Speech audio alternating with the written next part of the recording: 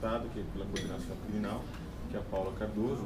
Então, está cobrindo a banca da doutora Paula Cardoso. E ele não estava na coordenação do atendimento inicial? Cumulativamente, mas aí é uma atividade extraordinária. Não, é uma banca específica que a gente não. Além, eu estou falando, ele está hoje cobrindo a banca da defensora Paula, banca normal, enquanto defensor público, e além dessa atividade, da função dele de atuar na atividade fim, ele também tem uma outra atividade paralela, que é a coordenação do atendimento inicial. Então, mas eu acho que o raciocínio é o contrário. Ele foi designado para a coordenação. Justamente, mas e quem sabe, pela ausência de atribuições ali, ou de utilização do defensor, ele acabou sendo acumulando. Então, mas isso foi, até eu já expliquei isso no conselho, foi iniciativa do colega. O colega mesmo solicitou que ele pudesse ser designado por uma função vinculada à atividade fim.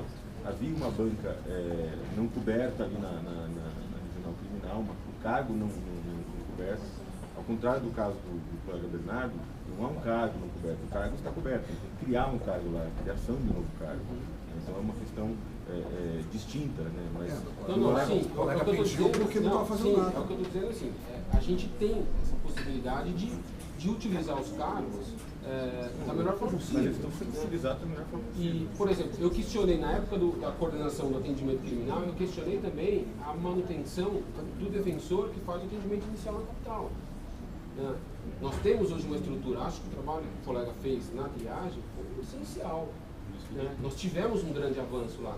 Agora, a questão é, nós precisamos manter esse cargo lá, é um defensor público que precisa ser mantido lá. Sem o Luiz Felipe hoje na triagem, nós teremos caos diários na triagem. Sim, mas a questão nós vamos continuar mantendo? Quais são as atribuições?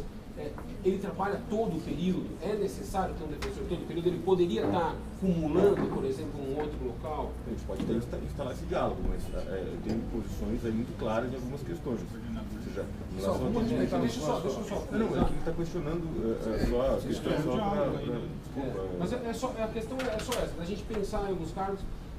Por exemplo, nós temos uma colega que veio agora para a terceira sub e Itaquera está descoberto.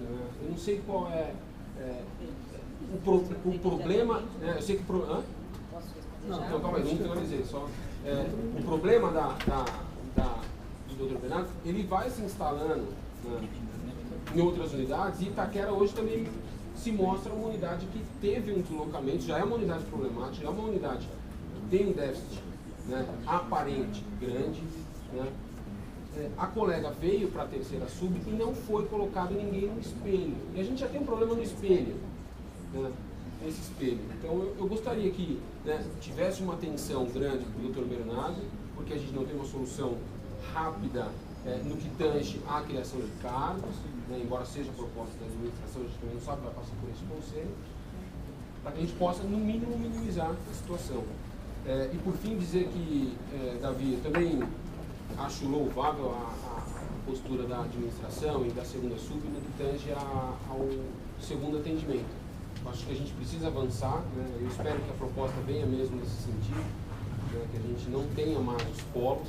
Acho que é um equívoco manter esse serviço na capital, e eu gostaria, para louvar mais ainda a segunda sub, que a gente pudesse avançar, quem sabe, um pouco mais nesse momento de expansão, de chegada de servidores, de agentes, de defensores, questão da triagem na capital. Sei que a gente vai vir para o prédio da Boa Vista 150, sei que vai ser um grande avanço, mas a gente precisa começar a pensar, planejar o fim, quem sabe, disso na capital. Obrigado, conselheiro Rafael Bessa. Bom dia a todos. Também me solidarizo com a situação do professor Bernardo. Acho que é um problema que nós temos não só no JBD, mas também um problema no Estado inteiro, que a gente vai ter que pensar em soluções. Mas o que chama a atenção é de que a situação é permanente, não é com decorrência de férias, de licença.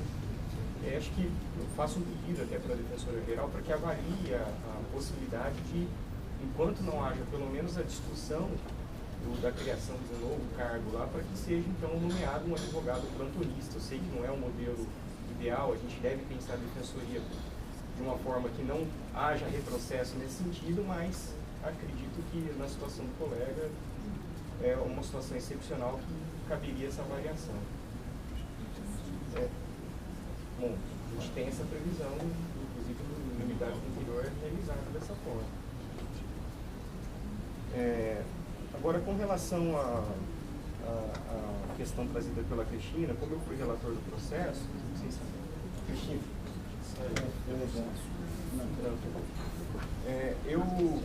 eu recebi, Cristina, o processo de pedido de afastamento dos defensores para participarem desse curso no mesmo dia em que eu teria que apresentar o voto. Eu apresentei o voto na mesma sessão. E a informação que eu não tinha essa informação de que era destinado somente para defensores da capital e o porquê disso. O que eu tinha era o cronograma do curso, até durante a sessão, quando eu estava fazendo o voto, eu procurei no site da Unifesp, não tem. E para minha surpresa, alguns defensores e agentes do interior já tinham me mandado e-mail sabendo que eu era o relator do processo, questionando por que não as vagas também não seriam disponibilizadas para o pessoal do interior. E aí, depois que teve essa discussão, eu conversei com alguns agentes do interior e eles disseram que há uma dificuldade muito grande de um curso semelhante ser realizado no interior, porque muitas cidades não têm faculdades do porte da Unifesp para realizar esse curso. Então, acho que fica aí com uma sugestão para tentar pensar num curso com o mesmo formato, que seja também um pouco mais abrangente para os defensores e agentes do interior. Eu acho que realmente a gente vai ter uma dificuldade muito grande de criar esse curso em todas as unidades.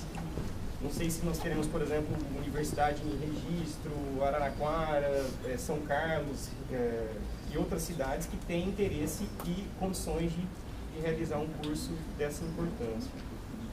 Então, fica como uma sugestão, independente do voto, do formato, como é que ele foi feito, eu tive que elaborar no mesmo dia e eu gostaria que você recebesse isso como uma sugestão mesmo do Conselho. E aproveitando que nós vamos votar o processo do Mães em Cárcere, eu tinha trazido já essa questão há algum tempo, que é uma questão que me preocupa, porque nós tivemos já alguns casos concretos, né, no interior, principalmente na atuação na central de flagrantes. E eu peço novamente que haja uma interlocução com a Secretaria de Segurança Pública para que talvez consiga recomendar à Polícia Civil para que passe a constar nos autos de prisão em flagrante a situação da mulher que está grávida, até para que o defensor possa realizar o pedido de albergue de prisão domiciliar, né, que hoje é previsto no CPP. Eu acho que isso facilitaria muito a atuação do defensor que está na central de flagrantes.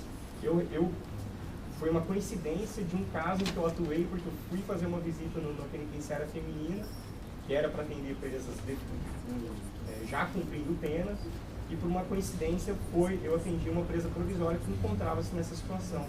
E eu fui ver o auto de prisão em flagrante e nada constava com relação à situação, né, que ela estava. E ela já estava de 6 meses de gestação. E aí foi feito o pedido e ela foi liberada. Então acho que seria importante constar, eu não sei, talvez num campo, no auto de prisão em flagrante, qualquer mulher que fosse presa constasse a pergunta, está grávida? E acho que isso facilitaria muito a nossa atuação, porque chamaria atenção. Sim, também.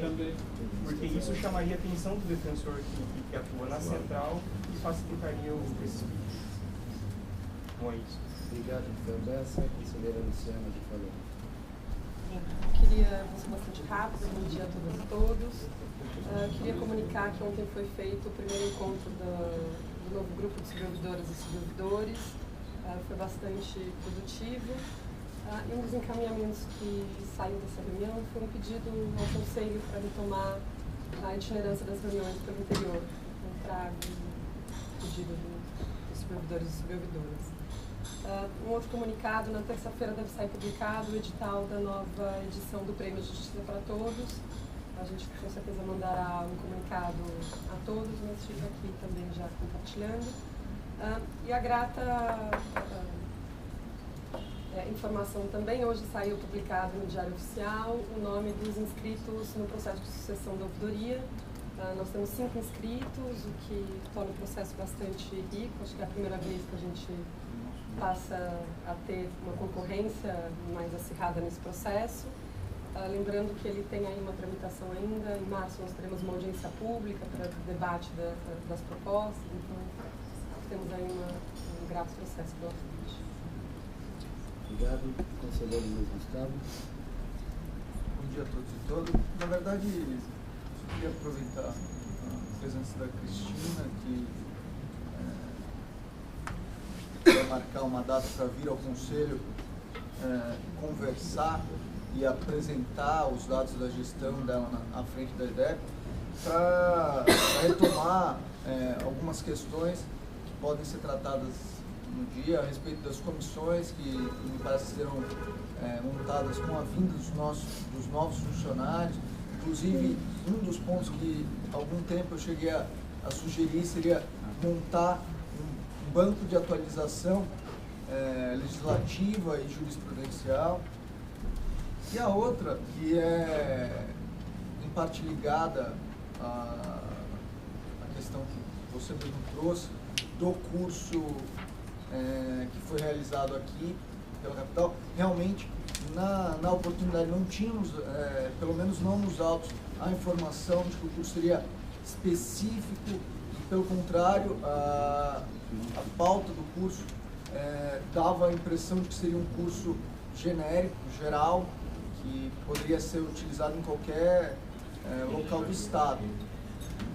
E, diante disso, aproveitando isso, eu acho que a gente deveria pautar para a próxima reunião um projeto de atualização dos defensores e servidores do interior, de atualização técnica, seja por videoconferência, como utilizar essa videoconferência, porque muitas vezes os cursos são transmitidos, mas o defensor e o servidor da base não são afastados, então ele fica naquela situação de assistir o curso enquanto pessoas entram para conversar com ele, o telefone toca, ele sai da sala e o curso não é totalmente aproveitado, seja por meio de cursos realizados no interior, mais próximo do defensor e do servidor, para que efetivamente tenhamos um projeto de atualização.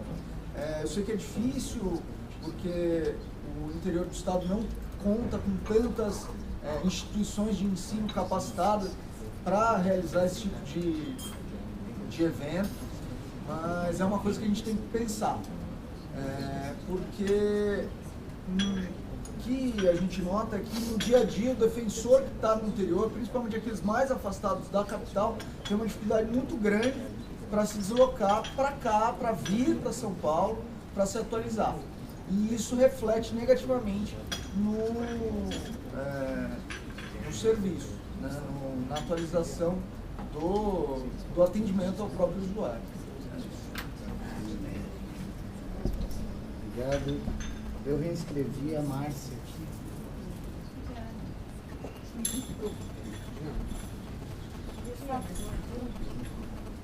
Bem, na verdade, a Corregedora Geral já esgotou, né, esse tema da consulta aos colegas da Barra Funda. Eu só gostaria de acrescentar que, na verdade, essa fórmula ela é muito simples. Ela trabalha essas peculiaridades de cada defensoria. Ela trabalha exatamente essas peculiaridades de cada defensoria pública, trabalha com um número de recursos, habeas corpus, mas também o número de contrarrazões apresentadas, e o índice final ele é resultado da somatória desses dois cálculos. Então, a partir daí, fizemos uma média, né, uma média que seria então uma meta comparativa e não uma meta absoluta, e nesse sentido eu discordaria do conselheiro Rafael, com todo respeito, porque não é uma média absoluta conforme ficou afastado por esse conselho, mas é uma meta relativa, considerando aí, né, as peculiaridades de cada defensoria pública. Digo que essa nomenclatura foi utilizada apenas para fins didáticos, e em nenhum momento nós buscamos rotular ou classificar a postura de cada defensor, de cada defensora, e que é apenas um início do trabalho, de um trabalho, né, que passa por essa consulta e pela colheita de dados materiais. Então, não é o fim de um trabalho, não é nada conclusivo. É o início de um trabalho, né, e que nos dá subsídios para uma consulta aos colegas da Barra Funda, como foi feito. Então, temos a nomenclatura, volta um pouquinho, vamos na primeira. Então, temos lá o primeiro índice, chamado de combatividade, que seria uma somatória do número de recursos com o número de habeas corpus, sobre, né, como denominador, ciências e autos recebidos. E um segundo índice, né, que seria número de contrarrazões de recursos, sobre também número de ciências mais número de autos recebidos. Né? E o índice final seria uma somatória desses dois índices, né, multiplicado por 100, para que tivéssemos um resultado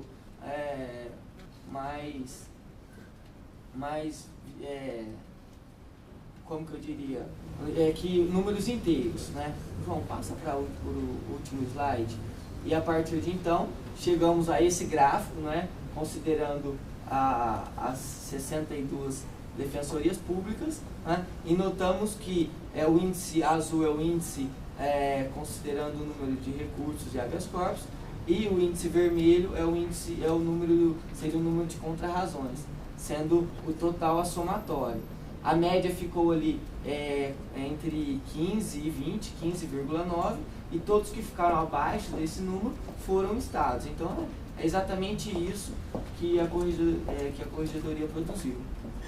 E a gente, como a corregedora disse, estamos à disposição para eventuais esclarecimentos. Só queria complementar que este estudo feito pelo Abdiel e pelo servidor, pelo agente de defensoria administrativa, foi explicado para mim e eu acolhi. Foi algo impensado, enfim, sem alguma reflexão. Alguns colegas questionam, por óbvio, a questão das ciências dos autos, que nem sempre são ciências de sentença, mas podem ser das mais diversas ciências, até por uma falha do relatório da corregedoria, não é? Se nós colocássemos lá no item, no campo destacado, ciência de sentenças, já seria uma revolução na carreira. Mas como a corregedoria quer saber mais isso, mais um campo para preencher no relatório, então o dado que nós temos é esse. E esse dado foi considerado em relação a todas as defensorias. Então, seja ou não ciência de processo ou ciência de audiência, aliás, ciência de sentença ou de audiência, o dado é uniforme para todas as defensorias. Então, acredito que, se não preciso, né, porque para ser um número preciso, os colegas teriam que me informar, nos últimos 6 meses, os números de ciência de sentenças, né? E eu poderia ter pedido isso, talvez foi até uma falha da corregedoria. Na próxima vez, vamos pedir que eles nos informem o número de ciências de sentenças nos últimos 6 meses. E ele terá que fornecer esse dado à corregedoria.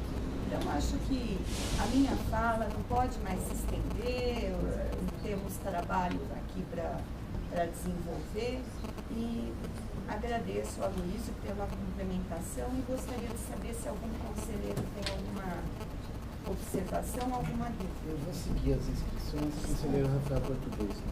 Bom dia a todos. Primeiro, informar que a ADEP esteve essa semana na unidade de Santo Amaro, tivemos conversando com os defensores da unidade de família, unidade civil e do plantão. Estamos ali discutindo sobre o dia a dia da unidade, percebemos lá alguns fundamentos, algumas conclusões, inclusive que parece agora estar para ser instalado lá funcionando, já estão lá os modelos colocados, falta só a parte elétrica. né? E percebi também no dia a dia do trabalho, quando os colegas trabalham, quando os colegas vêm exercendo um excelente trabalho naquela nossa unidade na Regional Sul. Também hoje na administração sobre os andamentos sobre o projeto de climatização de Guarulhos, depois de dar uma resposta essa semana. Convidar todos os presentes, todos os conselheiros, enviamos também o convite para participarem da aula inaugural do nosso curso preparatório popular, que vai ocorrer hoje às 19 horas. É uma iniciativa muito bacana, muitos professores estão aqui presentes. É uma parceria com o Centro Gaspar Garcia, que gentilmente tem cedido o espaço, tem nos ajudado também a construir esse curso. Agradecer desde já os professores, os defensores que foram voluntários a participar desse projeto, né, que me parece uma iniciativa pioneira em todo o país. Também dizer que essa semana eu estive em Brasília terça-feira, por conta das articulações para a aprovação da PEC 247. Havia uma expectativa de conseguirmos uma reunião com o presidente da Câmara, essa reunião foi realizada. Há o compromisso de que a PEC 247, que é a PEC das comarcas, e também tem embutido a iniciativa de lei, será votado na próxima terça-feira. Estive reunido conversei com o deputado Arlindo Quinalha, depois o presidente da ANADEP e outros defensores tiveram uma reunião com o deputado Arlindo Quinalha, que também era a maior resistência ao andamento do projeto, e hoje parece que tem uma menor resistência, está disposto a pautar o projeto. Também estive conversando com o novo líder do PT, na Câmara dos Deputados, o deputado Vicentinho, aqui de São Paulo, também se comprometeu com a causa da Defensoria e pela aprovação do projeto. Há um encaminhamento nesse sentido, o presidente da Câmara já postou no seu Twitter que o projeto vai ser pautado na próxima terça-feira. O PADEP estará mobilizado com as outras associações. Esperamos que já o primeiro turno, já ocorra a votação do primeiro turno já nessa próxima terça-feira. Esperamos também a mobilização dos defensores, entrando em contato com os parlamentares de São Paulo que estão lá em Brasília, se mobilizando também pelas redes sociais, compartilhando material, que é um momento de a gente aprovar essa importante emenda constitucional. Por fim, em relação ao tema da corregedoria, quero fazer apenas algum comentário. Esperei aqui a corregedora manifestar, todos, durante a semana a PADEP recebeu inúmeras manifestações sobre o tema, e eu acho, assim, com o enorme respeito que eu tenho para o trabalho da corregedoria, acho que é uma iniciativa singular, apesar de eu acho que não tenha sido veiculada da forma adequada, porque eu acredito que não podemos, apesar de ser um dado, nos apegar realmente à matemática. Eu acho que tem um filósofo até que disse que os números não apreendem a realidade. Por isso que foi o avanço da ciência humana, de a gente pegar pelo todo e ver a realidade como um todo. Eu acho que, apesar de o número sermos assim, contra fatos não há argumentos, o que a ciência humana disse ao longo dos últimos 500 anos foi de que contra fatos sim há argumentos, e é isso que a gente faz no dia a dia. E a matemática por si só não apreende a realidade da atuação do defensor público. Por isso que, apesar de ser um instrumento interessante, ser uma iniciativa, digamos assim, diferente dentro daquilo que a gente vê aí de forma de avaliar a atuação do defensor público, me tendo a não concordar com esse tipo de avaliação. Eu acho que, no caso concreto, acho que a gente vê se, como o defensor público vai atuar adequadamente, que é a forma, acho que, mais adequada. Temos que ver, eu acho que as equações sempre vão ter esse limite, de ver se o defensor adotou a medida adequada no caso, no caso estipulado lá. É assim que a gente vai ver. Às vezes a medida adequada foi essa ou foi aquela. Acho que os números não aprendem quanto o defensor fez de atendimento, se ele ligou, se ele tentou, buscou, diligenciou. Sei que a corregedoria não está de nenhuma forma descaracterizando isso ou querendo qualificar nenhum defensor por meio dessa simples equação. Mas a grande verdade é que os colegas, no primeiro momento, acharam que era isso, acharam que estavam sendo avaliados por uma simples equação, essa equação que até mesmo não foi debatida e discutida quais os elementos nós levaríamos em consideração. Então, eu acho importante essa inflexão agora da corregedoria de, olha, podemos fazer alguns pequenos ajustes, podemos redebater como isso vai ocorrer, né, para que a gente, de alguma forma, tenha um critério mais complexo de avaliação daquilo que o defensor fez, como que ele está atuando, né. Eu acho que a simples utilização de determinado recurso judicial, lembrar que os recursos judiciais são instrumentos, não é o fim. O fim é a justiça, o fim é a liberdade, o fim é a obtenção da tutela jurisdicional. O fim não é a medida jurídica que a gente tem que adotar, o fim não é o HC, o fim não é a ação civil pública, o fim não é a ação de alimentos. Não é por esse instrumento, esse meio, que a gente vai avaliar ou qualificar o fim. Mas, de qualquer forma, a FADEP também se dispõe a debater, contribuir, né, sem radicalizar no tema, mas sim sentarmos, pensarmos. Mas, por hora, né, a posição da FADEP é de que essa forma de avaliar ela não é completa e deixa de atender muito da realidade da atuação do defensor público. Obrigado. Obrigado. Uma última esclarecimento. Entendo as palavras do Rafael, presidente da nossa associação, mas quero deixar claro que as respostas, as informações que os colegas encaminharam, confirmaram o que a Corregedoria já pressupunha. Mas teria que ter o respaldo dos colegas para encerrar esse expediente e aplicar. Só isso. Obrigado, conselheira Juliana. Bom dia a todos e todas. Eu vou ser muito breve, fazer 3 pequenos informes. Nós nos comprometemos na sessão passada, uma retrasada, em fechar o calendário do processo que trata das atribuições. Sei que isso tem relevância porque interfere diretamente no projeto de distribuição de cargos. Mandei isso já para os conselheiros, mandei hoje apenas para os integrantes da comissão. Acho que a gente consegue, na nossa proposta, então, um pouco apertado, mas terminar isso até final de março. Tá? Eu sei que é um trabalho vai exigir o despendimento de bastante energia de nossa parte, mas acho que vale esse esforço. Embora isso não tenha surgido nessa sessão, surgiu na sessão passada a situação de Caraguatatuba, da climatização. Quero dizer que resolvemos conseguir. A notícia nos chegou em um dia, chegou na quinta-feira ou quarta-feira da semana passada. Nós conseguimos a autorização do TJ para instalação do ar portátil. O problema era, de fato, na tratativa com o juiz diretor local.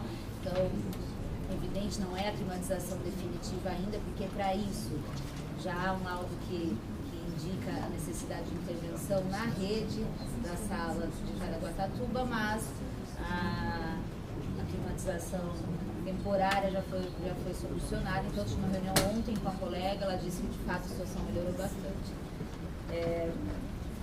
Sobre o conselheiro Bruno levantou a questão de Taquera, só para deixar consignado, eu entrei já em contato com a coordenação da unidade. O afastamento da colega Maíra, nós combinamos que ele seria as 2 primeiras semanas sem o itinerante, que a unidade conseguiria suportar esta acumulação por este período, que era o período necessário para a gente solucionar. Já há a definição de quem será o itinerante designado, então isso a partir de segunda-feira já está solucionado, mas isso não foi feito sem a concordância da unidade.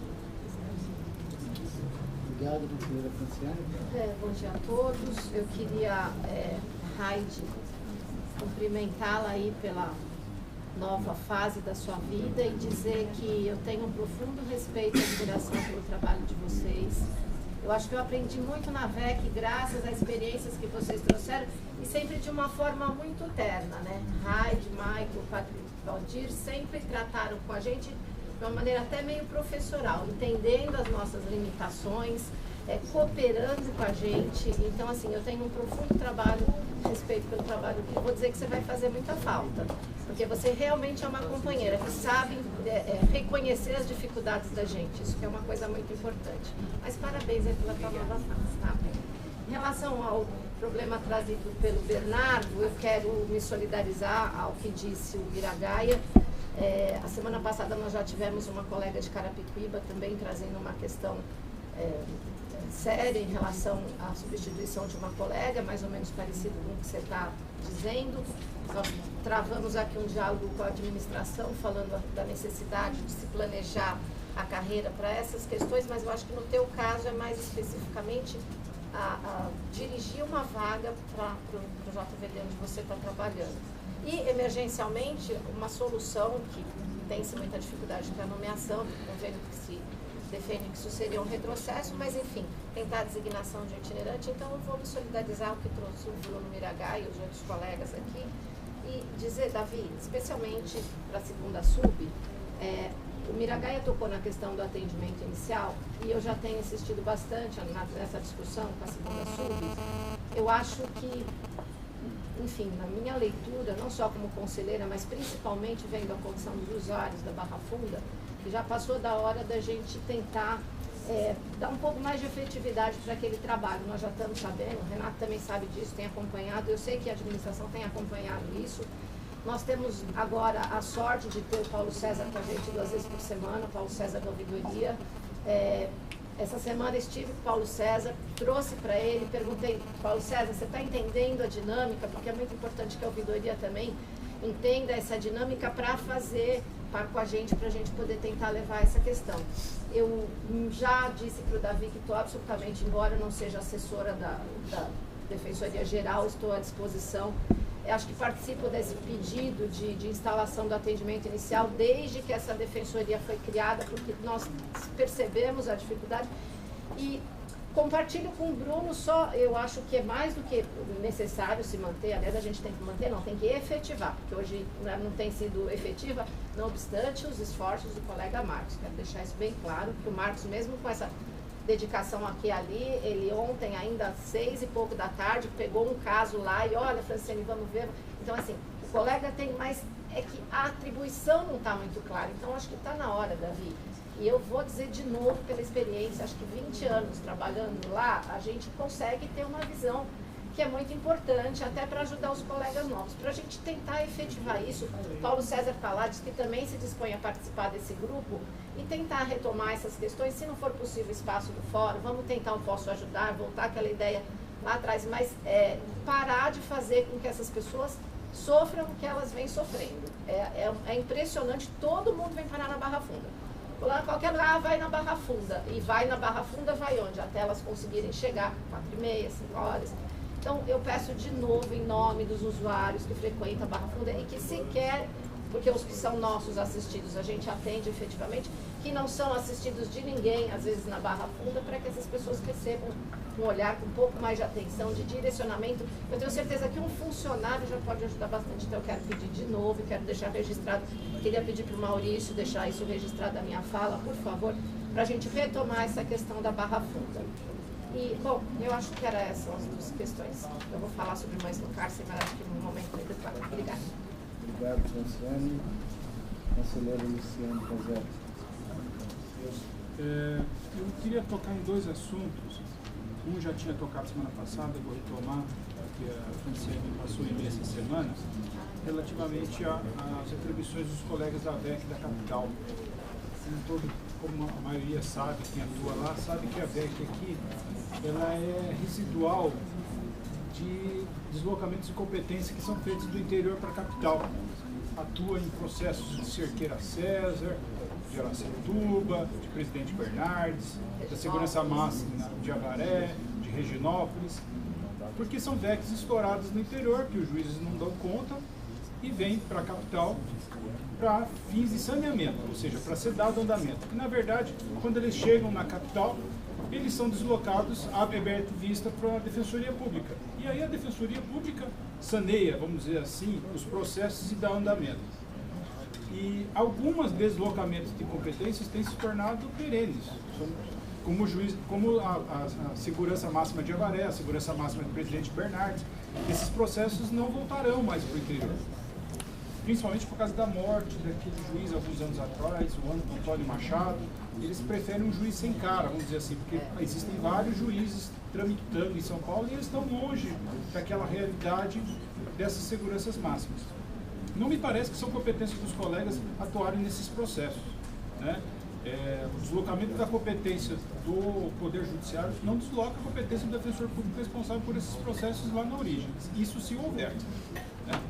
Às vezes também o colega pode ser que faça, não tenha como assumir esse tipo de atribuição, porque ele está no limite já daquelas execuções que ele consegue suportar. A gente atua, eu queria pedir à administração, e aí que a gente atua normalmente em mutirões, quando o CNJ pede, quando o Tribunal de Justiça pede, quando a gente entende que é caso de atuação, como tem acontecido, né? Quando o governo do Estado pede, mas a gente não tem observado que quando há esses deslocamentos e o TJ não está pedindo mutirão, mas está deslocando essas competências, que a gente poderia usar a mesma fórmula de mutirão, de designação de colegas para atuar nesses processos que estão ou momentaneamente ou de forma mais contínua aqui na capital. Que a gente pense nessa questão da designação de defensores que voluntariamente recebam esses processos. Não são processos que têm audiência, então é possível o deslocamento ou dos processos ou do defensor público para atuação em forma de mutirão, para que esse ônus não fique na VEC da capital, e que eu acho que é realmente extremamente injusto. Chegou a informação que os processos de Cerqueira César não mais voltarão para Cerqueira César e permanecerão até a futura instalação da Superveg, que é um absurdo, né? Os colegas estão tendo um acúmulo de atribuições de outras VECs que não são de responsabilidade deles, processos inclusive de presos que não estão presos na região de São Paulo. Aí eu também volto no assunto do Carapicuíba, que também é um afastamento mais perene, talvez também seja a solução momentânea até que a gente consiga reequacionar o número de cargos com itinerantes para essas situações de afastamento mais perene, de que também seja pensada a forma de designação para esse caso de Carapicuíba, que me parece que é uma doença grave e a colega viverá um tempo afastado, voltará, espero que volte, mas que não é um afastamento de 3, 6 meses, é um afastamento que pode perdurar por muito tempo, parece que é essa situação. Outra coisa que eu queria pedir para a corregedora, eu sei que hoje teve muito enfoque a corregedoria geral, mas eu sei que... Agora é para elogiar. Não, para cobrar também. Não.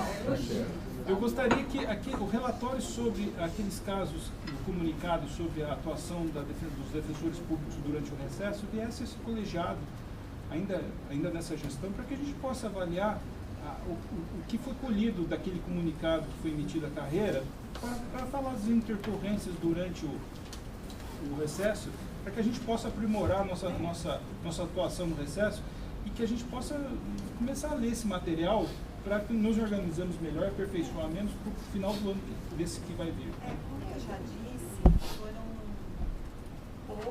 o interesse dos colegas foi muito pequeno, para minha surpresa. Tivemos poucas informações, talvez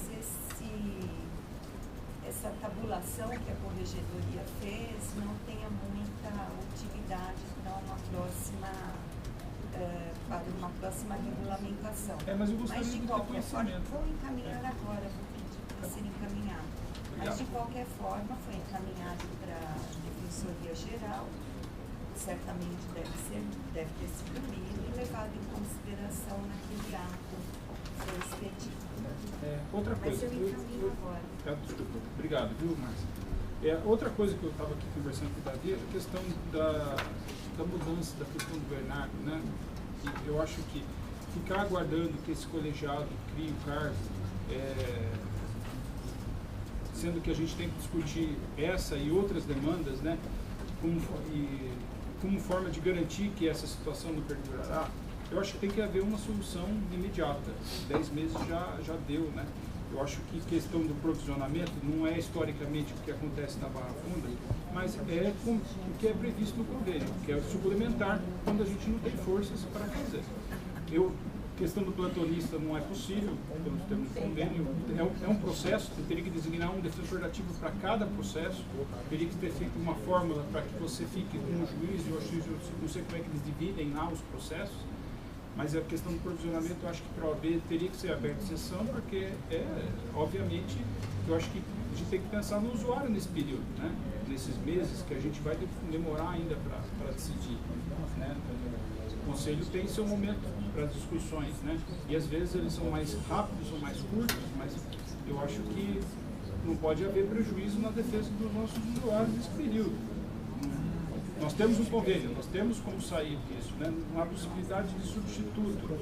Vai abrir um precedente histórico lá na Barra Funda, mas que se abra o precedente e a gente, quando vier o processo, a gente estude melhor essa questão de substituições e afastamentos mais perenes, inclusive dessas situações de cargos não criados, em que há a criação do juiz auxiliar, que a gente sabe que aí vira, uma vara vira duas, né, na verdade, porque tem duas salas diferentes, os números de processos aumentam, né, não é daquela média de 4, 5 mil, né, passa a ser muito mais que isso. Eu acho que, talvez, peço aí o segundo sub que reflita sobre isso, talvez seja melhor nesse momento a gente tomar essa solução e quebrar esse precedente para que a gente possa melhorar a situação do atendimento do usuário. Não estou pensando no Bernardo, não. O Bernardo ele não pode estar em 2 lugares, ele vai estar num lugar só. O problema é que o assistido realmente fica sem aquela efetiva defesa que ele esperaria, né, que ele merece ter, né? Então, eu acho que a gente deveria refletir sobre isso, sim, nesse período, até antes de vir o processo, né, de distribuição. Tá? Obrigado. Obrigado, José Macedo. Nossa, chegou, hein? Hoje tá. Olha, eu deixei por último, né, você que não demorou. A todos eu tenho acho que 2 pontos. O primeiro ponto é, me parece que o Ministério Público conseguiu com o Tribunal de Justiça, efetivamente, que nos processos digitais, os autos, salvo urgência, sejam encaminhados diariamente até as 14 horas da tarde. E não constantemente, como vem sendo feito, inclusive, aos sábados e domingos. É importante para quê? Para que a gente consiga se organizar em relação, principalmente, às substituições. Porque já há problemas de que os colegas são responsáveis por processos de sexta-feira, outros de segunda, mas os que entraram no sábado, domingo, e começam aquelas discussões que não levam a nada, a lugar nenhum, e é muito importante porque a gente consegue ter o controle do fluxo. Então, se de fato for, eu vou até tentar buscar o ato para encaminhar para a administração, e em caso de urgência eles encaminham e comunicam o responsável, o promotor responsável do que está entrando.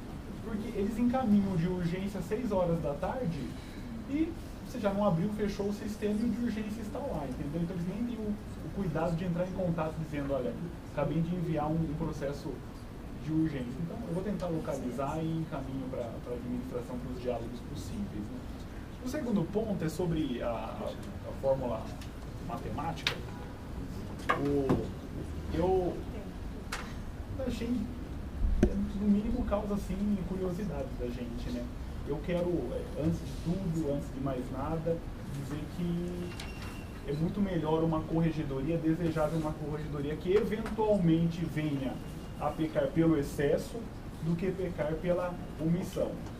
Então, eu vejo essa corregedoria com uma postura muito ativa, uma corregedoria buscando informações, buscando construir uma identidade, o que é importantíssimo, e exercendo apenas a sua função, que é de coletar dados, pedir informações, onde há situações ali que indiquem uma anormalidade, pelo menos aparente, de números, solicitar as informações para os defensores públicos.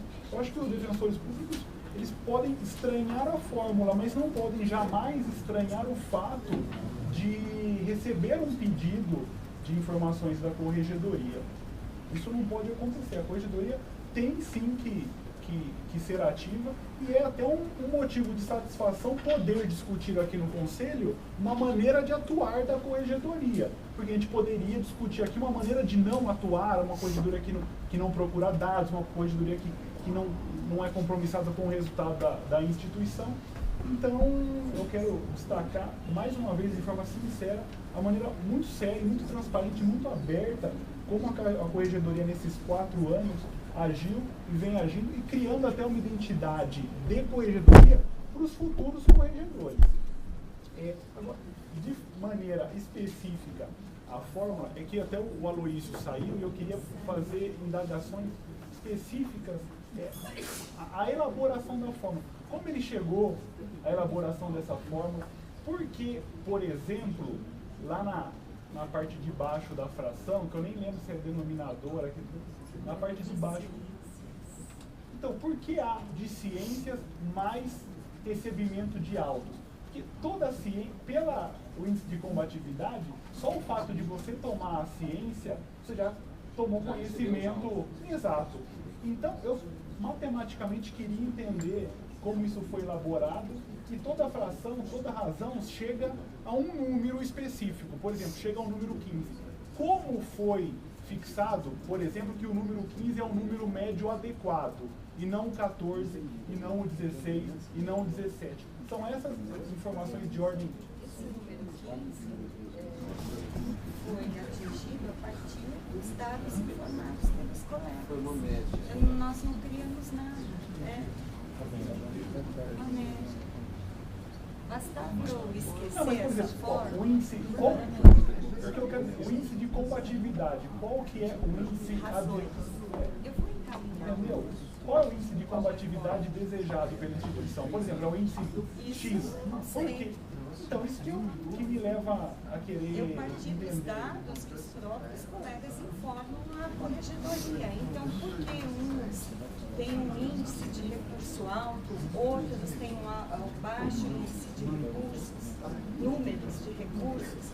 É porque o juiz é mais garantista, porque os promotores não recorrem, ou é porque o colega não está realmente recorrendo quando deveria? Isso.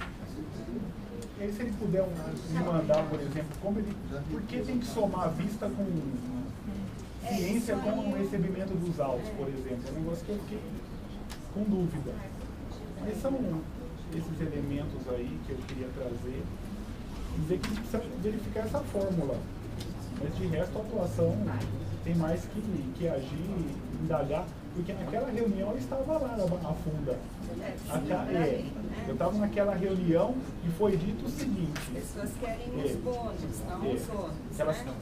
Era preciso fixar uma equação de um defensor para um juiz, e que, se não fosse assim, haveria prejuízo ao trabalho. Não tenho dados específicos, a gente fica muito no ouvir falar, né, do que acontece lá, de que a pauta dupla teria voltado de uma maneira até informal, a gente nunca tem as informações. E o importante esse trabalho estatístico da corregedoria. Agora vamos verificar essa fórmula, como ela foi elaborada.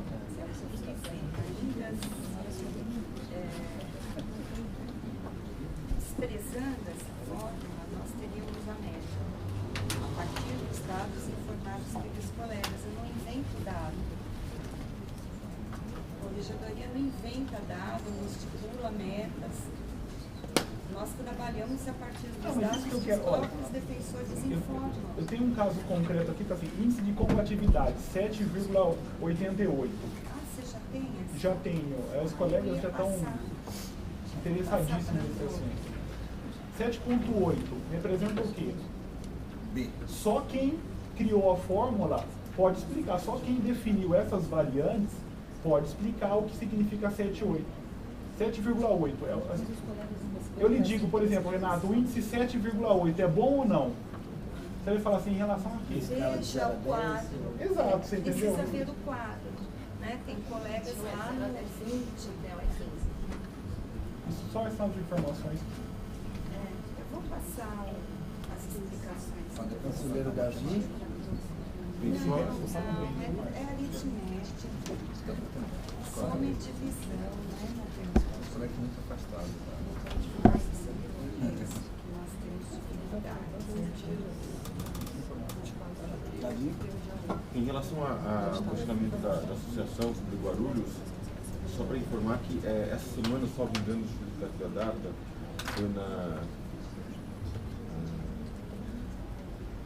terça-feira, se não me engano, servidores da CGA, além também de um técnico de ar-condicionado, compareceram à regional, primeiro para tentar verificar a possibilidade de um paliativo, enquanto não se adequa ali a unidade para a instalação do ar-condicionado, e aí já em contato com os colegas e visitando em loco a unidade, verificar a possibilidade de instalação de mais 8 ventiladores distribuídos pelas unidades, e também da instalação dos 6 que já haviam ali na unidade, para amenizar um pouco a parte do calor.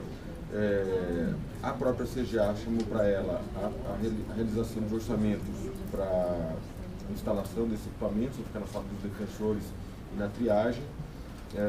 Em paralelo a isso, já está, acho que a Luciana explicou aqui no ano passado, tramitando o projeto de climatização da unidade, que envolve não só o projeto interno, mas também a adaptação externa da rede, que é incompatível com a instalação dos equipamentos, porque ela não oferece a quantidade de energia necessária para isso.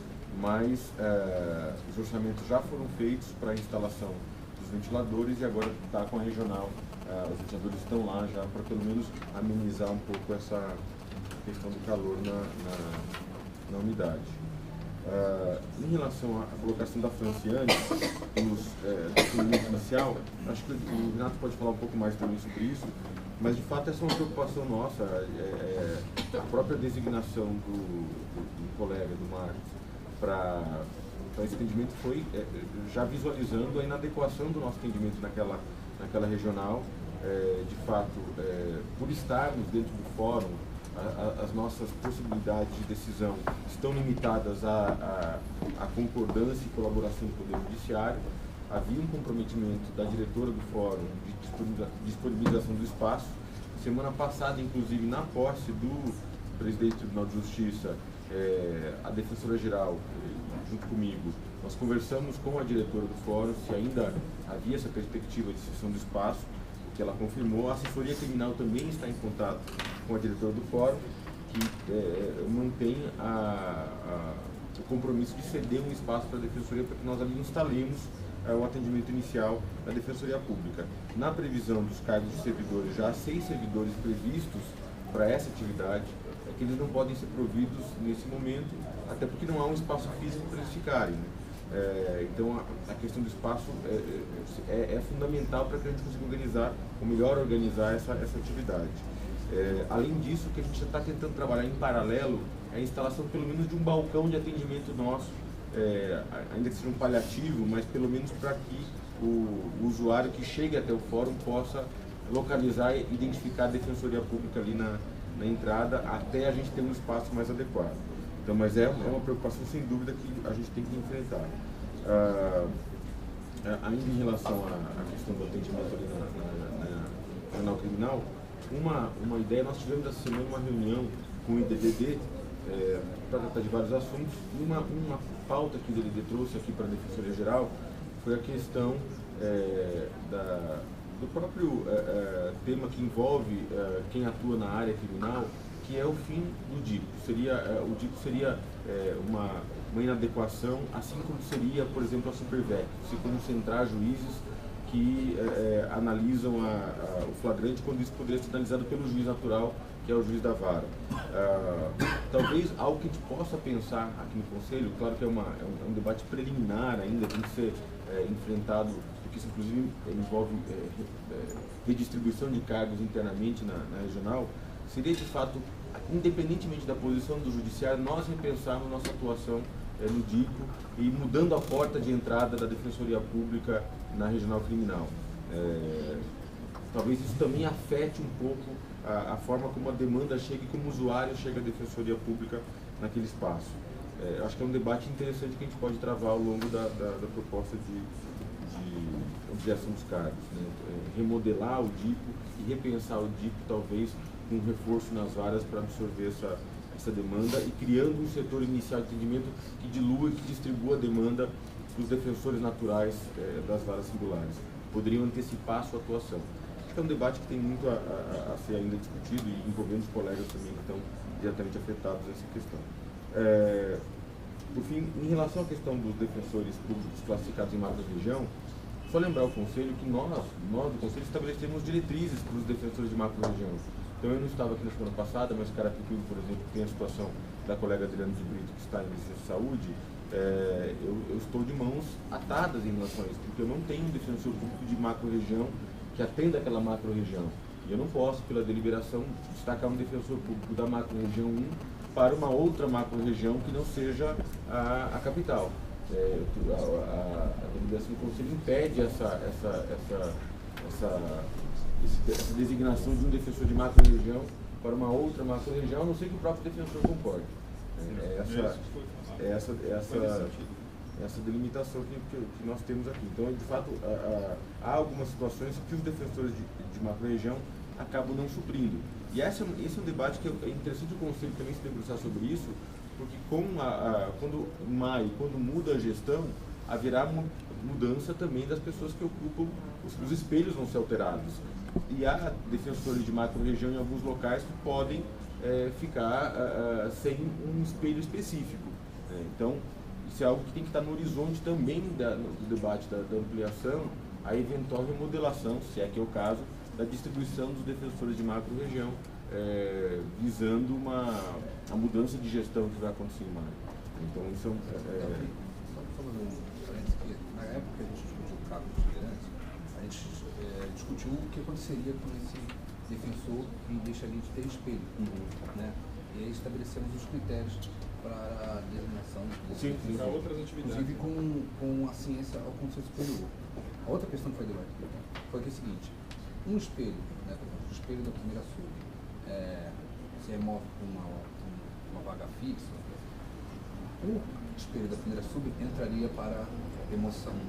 Não é que qualquer um poderia se tornar espelho, né, porque isso teria que guardar uma objetividade e a chance de outro defensor que escolheu um outro espelho, porque na época estava ocupado o itinerante da primeira sub, pudesse também agora optar por esse cargo. Então, acho que a gente tem que tomar cuidado com essa nessa linha. E, na verdade, o que vai acontecer? Como a gente fez lá atrás, o desenho a partir dos cargos que estavam, sem defensor na ponta, porque a pessoa estava na administração ou estava no núcleo, pode acontecer que você fique engessado em algumas situações, ou seja, uma situação que tenha 3 cargos em uma determinada macro-região e a próxima configuração da administração, dos núcleos, não tenha nenhum defensor daquela região. Então você vai ter situações como essa. Por isso, o defensor que está na macro-região 1, por exemplo, em determinada situação, ele pode optar por se tornar itinerante. Por isso que ele teria uma remoção. Ele pode se tornar itinerante na segunda macro-região, na terceira macro-região. Ele está concordando. Acho que é nesse sentido que por isso, talvez, quando eventual cargo se tornar vago, poder refletir sobre a necessidade de redistribuir. Eu não sei se vai ter tempo hábil para a gente fazer isso, mas esse é um problema que vai surgir. É isso. Eu estou um pouco aflito com o nosso tempo. Hoje, possivelmente, a gente vai romper o teto estabelecido, porque existem algumas proposições que a gente tem que enfrentar de qualquer jeito. Mas eu não posso deixar de fazer algumas considerações muito rápidas sobre os principais temas trazidos pelos conselheiros. Eu quero secundar o conselheiro José Macedo, no que diz respeito, enfim, à avaliação de que melhora uma corregedoria ativa, que por vezes possa ter um erro de forma, do que o que é muito comum, infelizmente, na administração pública, no sistema de justiça, uma corregedoria omissa e conivente com as disfunções da instituição. Não concordo muito com a visão que o português traz de que a matemática ela não pode ser considerada diante de um discurso humanista. Hoje quem discute seriamente governança e gestão pública trabalha com o conceito de indicador. Isso é uma realidade, isso tem que ser feito, e eu pessoalmente, no trabalho na assessoria, na primeira sub, me empenhei bastante por a gente construir, e aí talvez tenha uma questão de forma mesmo, de maneira dialogada, a partir de diversas reuniões, com muito cuidado, indicadores para que a gente possa ter outros instrumentos para a avaliação da atuação, que não descartam uma análise qualitativa. Agora, eu acho, corregedora, que é muito importante nessa construção tão relevante que é de indicadores, a gente trabalhar com muito cuidado. E, se possível, sempre de forma dialogada e consentânea ao movimento que a administração estava fazendo. Tem um acúmulo, inclusive, em relação a fórmulas e indicadores para a nossa atuação criminal, sim, esses trabalhos estão publicados, e fiquei conhecendo hoje a fórmula trazida pela Corregedoria, o pouco que me foi dado entender de pesquisa e de indicadores, tendo trabalhado no diagnóstico do Poder Judiciário, que é o embrião do Justiça em Números, e nos 3 diagnósticos da Conselhia Pública, é que, em primeiro lugar, o indicador não deve refletir adjetivação. É inadequado tecnicamente, metodologicamente, você falar em combatividade ou satisfação. Tanto que no nosso indicador mesmo, nós não falamos sequer de produtividade, sim indicadores de atuação da defensoria, com índices agregados. Poderia falar sobre a agregação de ciência com ato, o peso, o que é caso novo, como são essas considerações. Então, sem infirmar a legitimidade de se requisitar informações e de se ter iniciativas, eu convido a corregedoria para que a gente tente fazer essa construção de forma coletiva com a administração, tem se empenhado em validar e dialogar com a carreira sobre indicadores, como o Vernaschi lembrou aqui. Na verdade, caminhamos inclusive no conselho no sentido de usar sim esse instrumento como uma ferramenta de avaliação permanente da nossa atuação, mas fica o convite para a corregedoria para a gente tentar fazer com que esses projetos eles convirjam e não fiquem parecendo que concorrem ou infirmam ou descredibilizam todo um outro trabalho que a gente fez com muito esforço, a partir de mais de uma dúzia de reuniões abertas aqui para a construção dos indicadores. A corregedoria não pretendeu. Eu tenho certeza que não, mas o cuidado que é necessário para pautar o tema indicadores, eu acho que tem que ser Isso vem reforçar o pedido da corregedoria de um agente estatístico para o órgão. Perfeito. A gente vai fazer o concurso para isso. Tem que ter a sua autonomia preservada, enfim. Isso não está em questão. Que não implica